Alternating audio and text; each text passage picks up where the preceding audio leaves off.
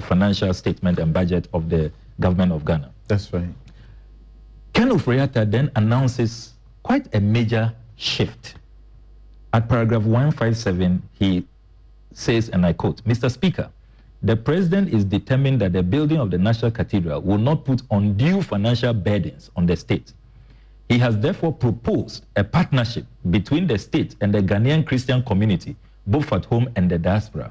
The formal launch of this national fundraising campaign is slated for December 28, 2018 in Ghana and February 2019 in the United States." So this is the first time we're here in Parliament that, oh, the President has made a new proposal, that it will now be a partnership. So in the debate of the 2019 budget statement, I have here an extra from Dr. Ayeni's debate. Dr. Ayeni, who is the ranking on constitutional and legal, said that it is important that a line item is provided. You can't just say that you are making a proposal and you leave it at that it will be unconstitutional. And that we want to know how much is in that partnership. What does it entail? What percentage? Is it 20%, 30%, 40%? So we will know in line with Article 178 and then grant approval. We didn't get any response. So we had been under the impression that, oh, the proposal for partnership for seed capital from state coffers will be brought to the House later, only to discover these releases in flagrant violation of Article 178 of the Constitution. Then you see... I heard you and John Kuma, the Deputy Finance Minister, on Top Story. Yes. He said, once Ken Ofori-Atta mentioned this in the budget, that's enough. You don't need any approvals. It doesn't matter that he didn't state any money that was to be taken. And so you are crying, like he said, you are crying wolf. No. And that you don't want the President to build a cathedral to glorify God. John Kuma is wrong. He knows he is wrong. You are Deputy Minister for Finance. Article 179 of the Constitution, before any government entity will spend, there has to be approval. And that approval must be contained in the Appropriation Act.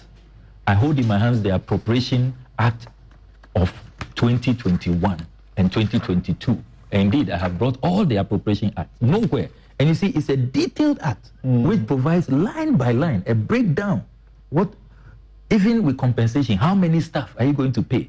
Goods and services, what are you going to use it for? CAPEX, what will you use it for? In the Appropriation Act, you don't find any line item. That is why, since we intercepted this letter and put it out, we've been asking them, okay, show us where in the budget and how much this so-called seed capital and partnership, what is the specific figure? Because that's not how public financial management works. In the payment to the designer, yes, architectural designer, that's David Ajayi. Said yes. David Ajayi.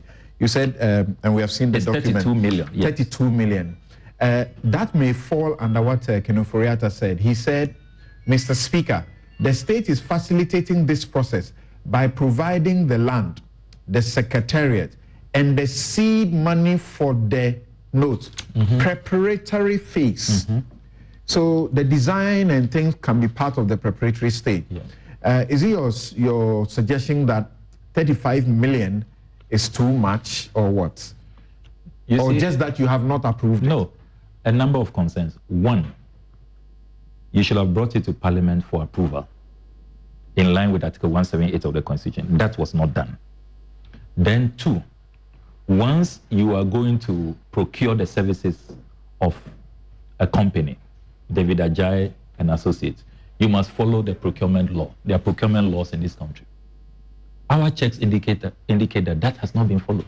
They breached the procurement law. And you see, it is interesting that only a few weeks ago, I came across this publication, David Ajayi Inducted Architects Register, a graphic online, April 26, 2022. An internationally acclaimed Ghanaian British architect, Sir David Ajayi, and we are all proud of his achievements. He makes Africans proud in the diaspora. So I don't take anything away from his profession. Says, has been inducted into the standing register of the Architects Registration Council, ARC. The induction ceremony took place in Accra last Sunday after he was registered as an architect by the council to enable him to practice in the country as mandated by law. 2022, Yeah, He's now being this issue inducted. had come up earlier when he was the one to do the job. And yet, we were paying him, 2021, we paid him 32 million. And we are paying him for Agenda 111, for the trade fair and other things. I mean, Agenda 111, we have land issues, we still have not resolved them. We have money issues, we still haven't resolved them yet. Why can't we do things right? I mean, and for Christ's sake, this is the temple of God where we are going to pray. It should be squeaky clean. It should be holy. As Paul told the Philippians, whatever is of good report, what is pure, what is moral. I mean, that is what we should, that is what this project should epitomize. Then you see, the priority question is also very important and is one of the major concerns we have. Look, something. This is a time that government is struggling to meet its obligations. As we speak, textbooks have not been provided for 3 good years. National service personnel are owed. NAPCO trainees have not been paid for more than 7 months. Look, he has been a rural MP before. We go to the constituency, you receive petitions. They are driving out these young people from their rental accommodation. So at Christmas, you recall that I had to call my NAPCO workers and then give them a package for Christmas. Recently, the national service personnel, when I saw they apply, some of them posted from the north, from Takra, they have Fasini, far places. And they are precarious situation. I had to donate my 2 months, salary to them. So we see what they go through. And government is saying, bear with us, we don't have money. Health insurance is owed, about 2 billion cedis. You owe District Assembly Common Fund, you owe Get Fund. I mean, unemployment is at an all-time high by the population and housing census, 13.4%. So we are facing all these challenges. Look at flooding. It rains. I mean, if you look at World Bank World Nations data in Africa, Ghana is not amongst the top 3 high rainfall countries. We are nowhere near Sierra Leone, Equatorial Guinea, and Liberia.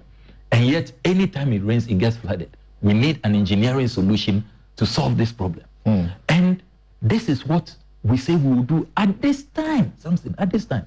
And you see, the other documentation we are reviewing. You forget something. The president said this is a priority of priorities. Priority of priorities. Sometimes you insist that it is personal and you shouldn't bring the state in the way he has done it. It started as personal, but if you want to bring the state, do it frontally. You understand? This is about a project for the good Lord. So be transparent about it. Let's have a national debate if we should really come on board and how much, what should be the percentage. And then we come through Parliament because it's public funds. You cannot take out money from the consolidated fund. Anytime you have raised queries like you are doing now about lack of compliance with constitutional provisions and the rest of them, and I won't say what it is not. The propaganda is that, Samuel Kujeto, NDC doesn't support. Church people, have you heard? NDC doesn't want the cathedral. Not at all. Not at all. Not at all. I mean, you see, you don't even want to talk about personal donations that we have all made through our churches and all of that. You see, the National Cathedral project we haven't condemned the project. We haven't said that it's not a great idea. Indeed, I have even said in Parliament that if you look at page 251 of the 2021 budget, many Ghanaians do not know that if you come to Appendix 10C, we also have another project, construction of new international conference center. We are going to raise down the conference center, which is just next to this National Cathedral, at 166 million euros. I have said in Parliament that can't we rather resources for that, just combine it and have one project. We've all come up with good ideas on how this will work. So you see, we are not against the project, but we are saying that be truthful. So what should happen in this? What should this happen in this situation? So we have where Parliament, which the Constitution says is the only one that can approve expenditure, has not, okayed any expenditure, and you have seen that a total of 57 million of the taxpayers' money has gone into it. But it's what are you going to do? So we have filed 3 urgent questions. At least we want to hear him. Let's hear the finance minister. But we have another plan. We think that, look, this should be punished. it is most likely that after the ministerial question time, we'll move into vote of censure. At least we have the numbers to start.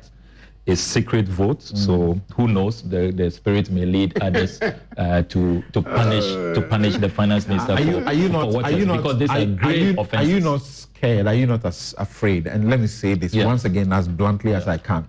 Are you not afraid?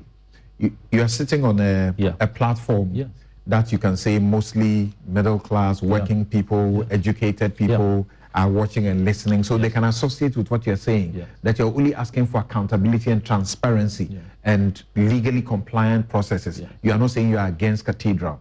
But when you hear, for example, when you and John Kuma were on Top Story, he will abandon these questions and go on the moral and religious tangent and say, oh, this is a place to worship God. Why are you against it?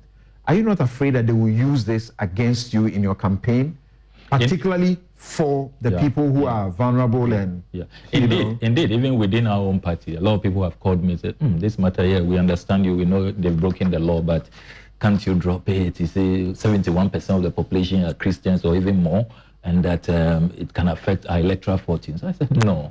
You see, let's do what is right. The good Lord will not be happy with us when we see such blatant wrongdoing that we don't speak up. We want the cathedral eventually built on the altar of purity and holiness, so that when we go there and pray, our prayers will go beyond Chebi and get to the high heavens. Yes. So you see, let me just conclude by saying that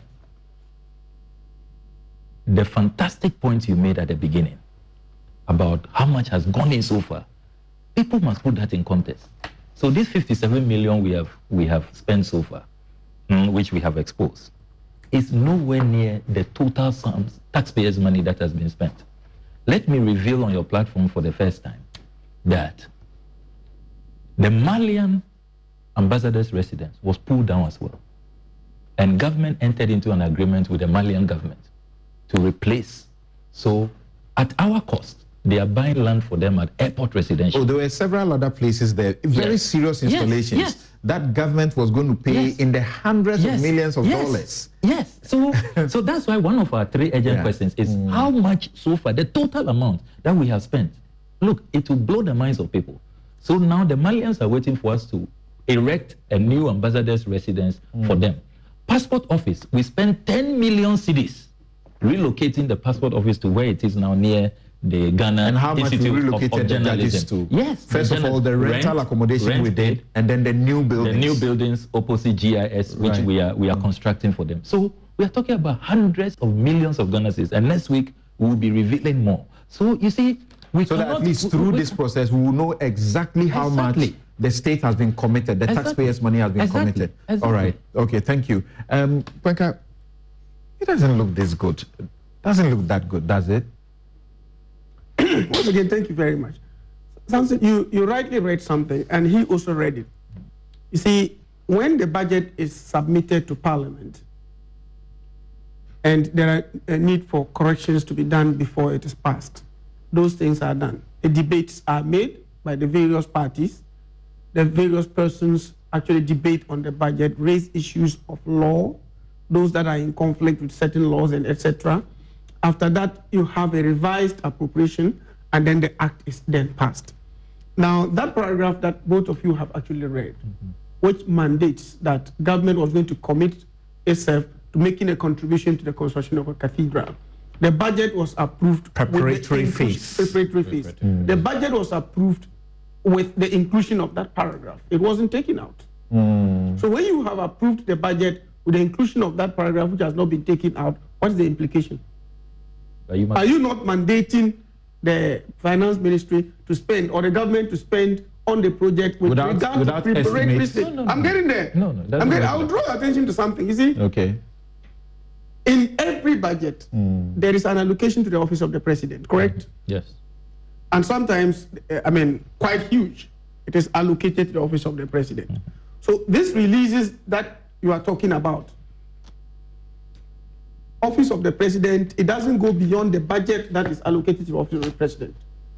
And so the finance ministry can just conveniently say that as part of what we allocated to office of the president, 25 million of it has been sent to the National Cathedral, which you have approved. You understand the rationale that I'm talking about? It may not be project specific, as we are talking about, but there are allocations that have been made to the office of the president. Yeah. General allocations that have been made to the office of the president without specific items. No.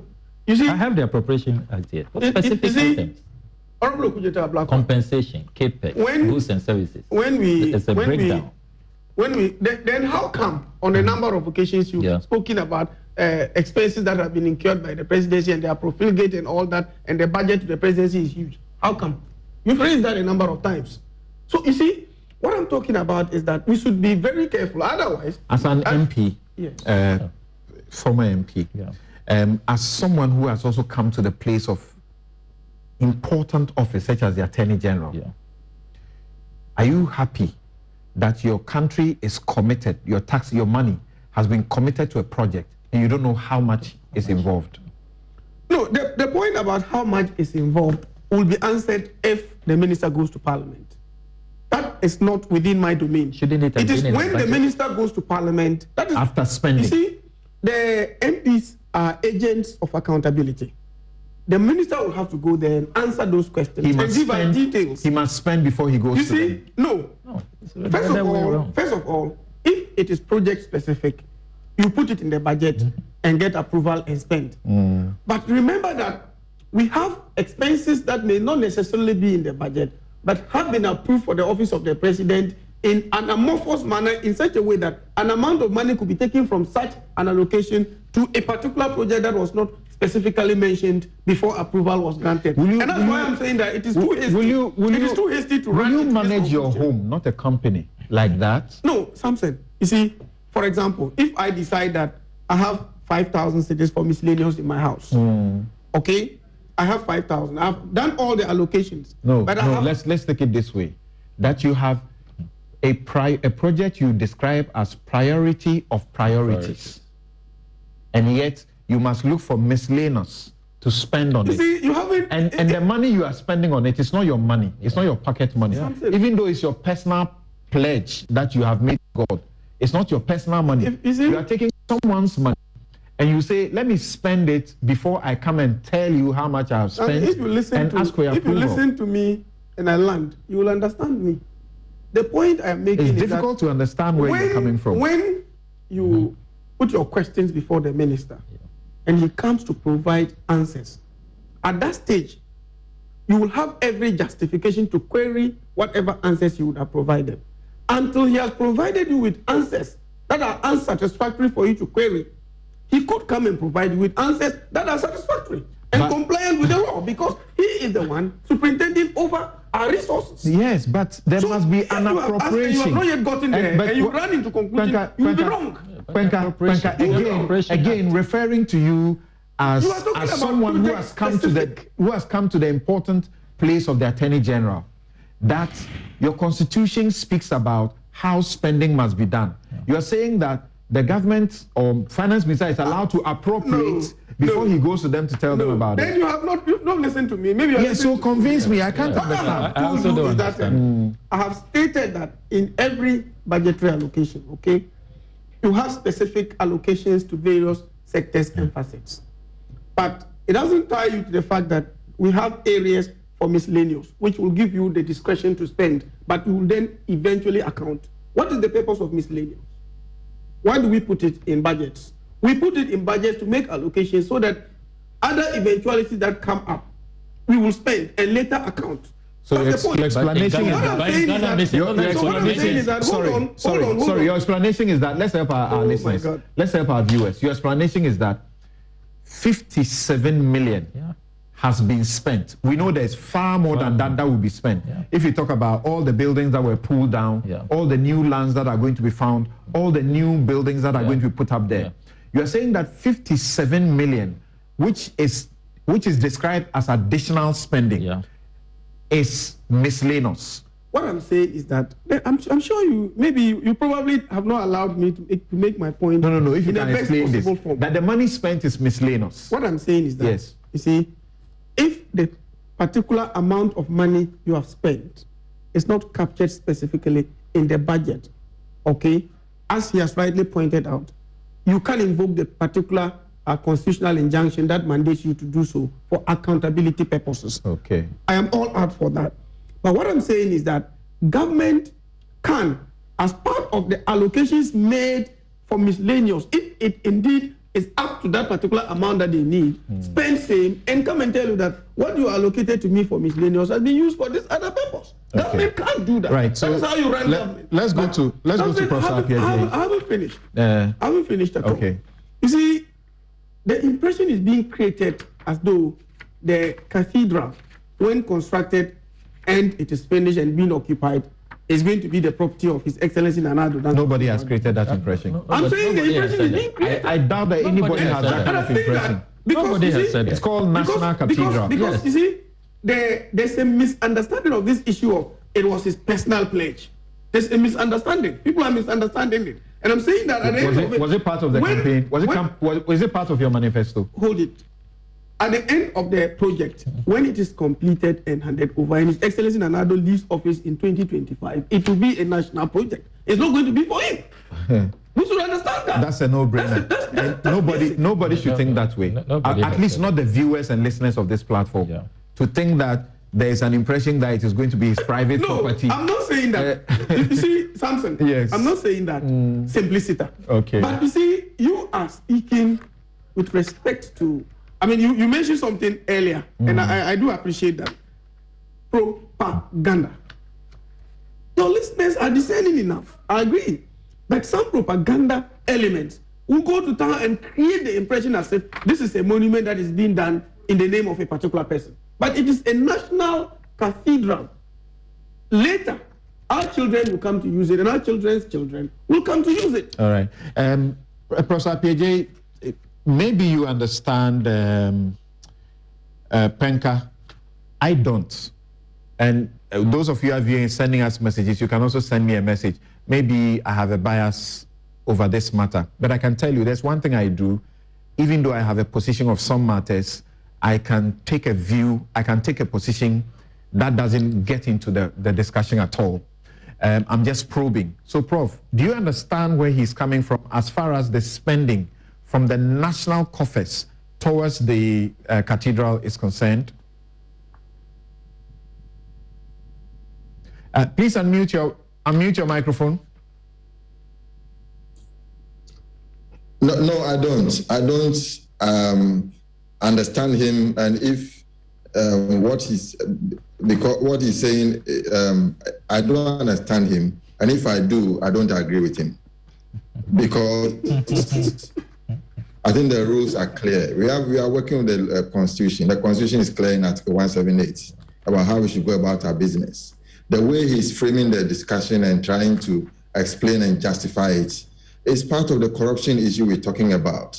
That this amount of money has been given to the office of the presidency, and this is how he can use it, and he can decide how much this goes into this or that.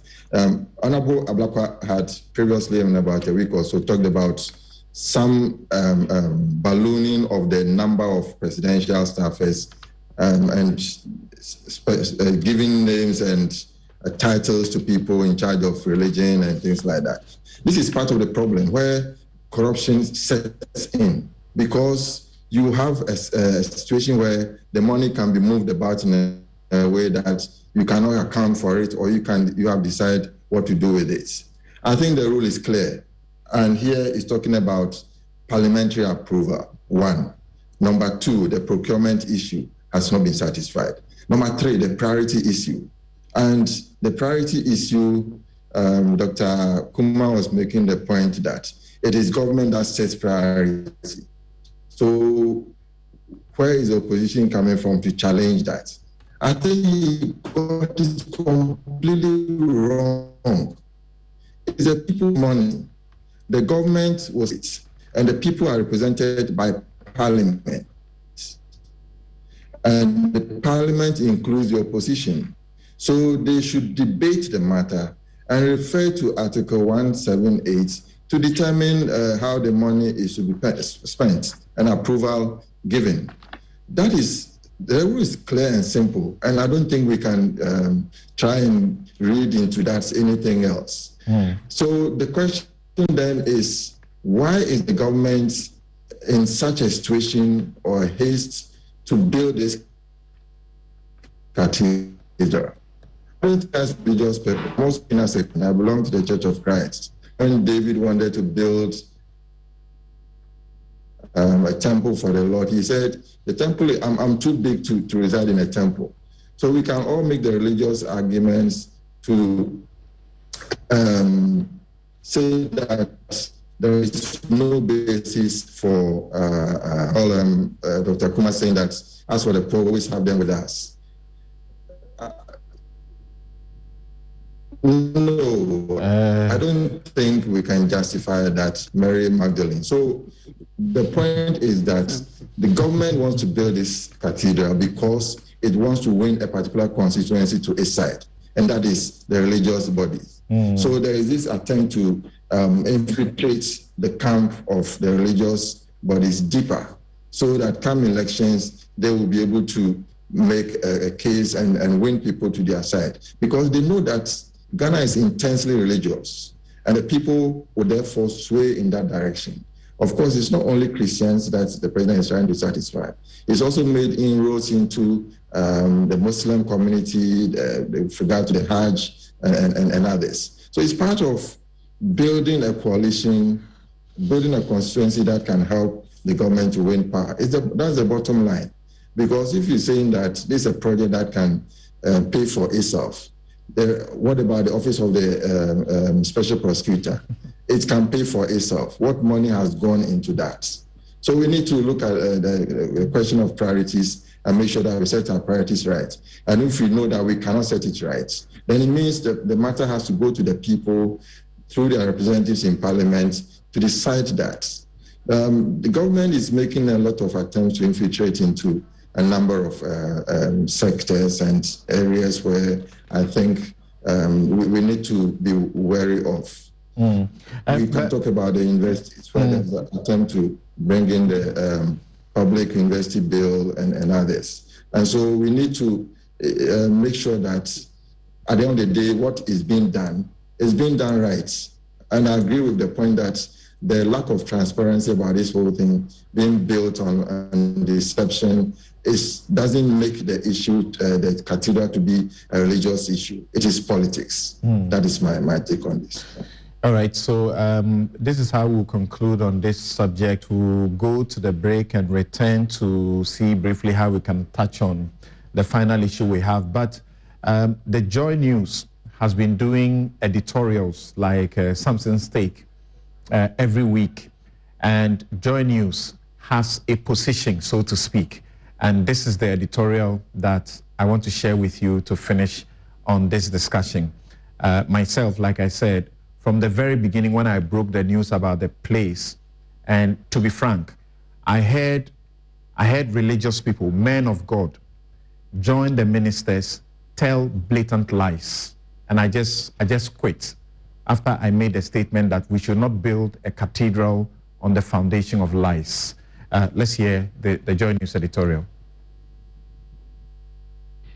I want you to imagine something for a minute. Picture a father, a man with a large family, many children. This man says he loves his family, but cannot provide for their needs. Many of his children go hungry every day. He cannot afford to take the sick ones to hospital. He has managed to send some of them to school, but can't feed them while they learn. He cannot provide a roof over their heads. When it rains, some of them get washed away. The older ones who are surviving his neglect are told to not only fend for themselves, but to send him more and more money each year to cater for the family. But while this man asks his impoverished children to tighten their belts and sacrifice for the family, he drives around in expensive cars, treats himself in the best hospitals, takes loving care of his friends, and makes no apology to his children for their back-breaking work that pays for his lavish lifestyle. Now, just as these children are at their hungriest, sickest, and most impoverished, this Father of the Year, announces that he is going to donate a massive chunk of the money they have been paying into the family account to a church project. Why? Because some years ago he promised God he would do so. Tell me honestly, what would you think of such a father? President Nana Akufo-Addo is clearly a man of his word. He pledged free SHS to Ghanaians, and he has delivered. Maybe we can talk about the quality of the education the children are being subjected to later. But for today, let's just say he's delivering. Now, while he was going around the country promising us free SHS, he was also telling God that if he won the 2016 elections, he would construct a cathedral to the glory of his name. Indeed, after he won the election, he chose to follow through on his promise. President Nana Akufo-Addo made a donation of 100,000 Ghana cedis from his personal money to the National Cathedral project. The purpose of the cathedral, as I indicated at the sword cutting, was to offer thanksgiving to the Almighty for his blessings to us as a nation, and to address a missing link in the nation's architecture by building a church for national purposes. The challenge of building Ghana's national cathedral, therefore, relates to the mobilization of our people in support of the project. Clearly, what the president had in mind was not a 100,000 Ghana cedi cathedral. The fulfilling of his personal pledge to God would cost much more than that. And the president is a man of his word. So, without Ghanaians' permission, he demolished buildings on state grounds, including judges' homes, to make room for his massive personal debt to God to be built. Why should Ghanaians be the ones funding the president to pay a personal debt that he owes to God? But the president didn't stop at the appropriation of state land for his personal project. In Parliament, Finance Minister Ken Ofori-Atta pledged state funding to the cathedral. Mr. Speaker, this state and church partnership envisaged by the President to develop the National Cathedral is on course. An initiative, the 100 cedis a month club, also dubbed Kitwe Biarensa, will be launched by the trustees of the National Cathedral on August 12, 2021, to give as many Ghanaians as possible the opportunity to be part of the history to build the National Cathedral. The aim of the club is to raise 1 million Ghanaians who will give 100 cedis a month for the construction of the National Cathedral. This week, a leaked document revealed that a donation of 25 million Ghana cedis has been approved as additional seed money. Another leaked document revealed that the architectural firm in charge of the project has already been paid 37 million Ghana cedis for this project. Now, the good book says, "For all have sinned and fallen short of the glory of God." We are all sinners, granted. But the same Bible says we should work out our own salvation with fear and trembling. So again, I ask, why are we abandoning our own salvation to work out Nana Akufo-Addo's? Why are we footing the bill for the president's pledge to God? Ghanaians are predominantly devout and generous Christians. Many people have actually given money to this project already, but many more have not. Some Christians have blatantly refused to donate because they object to being roped in to fund the fulfillment of the president's private pledge. They say their refusal is due to Ghana's multitude of unsolved problems. The roads are bad. Many companies have shut down due to the poor economy. People are out of work. Because we don't have enough money to build drains, Accra floods every year and people die. Due to a lack of money, hospital projects have been put on hold. Because there's no money, the state owes very vulnerable people LEAP stipends. These people are going without food daily. School lunch caterers are on strike. They are enraged because the government expects them to feed each child on 97 pesos per meal. The government's excuse for this ridiculous amount is that there isn't enough money. There isn't enough money to feed our children, but we have sufficient funds to pay the president's personal debts. Please, God, speak to us. Is this really what you want? Do you really want our leaders to starve us, neglect our basic needs, and leave us to our own fate just so that you can have another cathedral? Because this is what your servant, our president, is doing. Oh. So God, today we are asking you, what would you think of the actions of our leader?